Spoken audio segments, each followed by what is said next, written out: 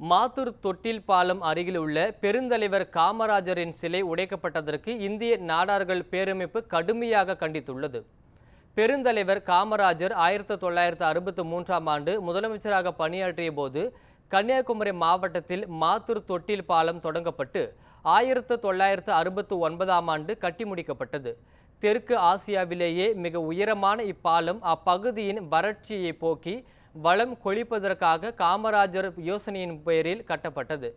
திருவட்டாறு அருகில் கனியான் பாறை என்கிற மலையையும் கூட்டுவாயு பாறை என்கிற மலையையும் இணைத்து பரளியாற்று தண்ணீரை கொண்டு செல்வதற்காக மாத்தூர் தொட்டில் பாலம் கட்டி முடிக்கப்பட்டது. 2 மலைகளுக்கு நடுவே ஆற்றின் மீது புதுமையான முறையில் கட்டப்பட்ட இப்பாலம் விவசாயிகளுக்கு வரப்பிரசாதமாக அமைந்துள்ளது. இதன் அருகில் முகப்பு பகுதியில் பாலத்தின் விவரங்கள் அடங்கிய காமராஜரின் உருவம் பொறித்த கல்வெட்டு வைக்கப்பட்டிருந்தது. இதனை பிப்ரவரி 10ஆம் தேதி மர்ம நபர்கள் உடைத்து எறிந்து அயோக்கியத்தனத்தை செய்துள்ளனர்.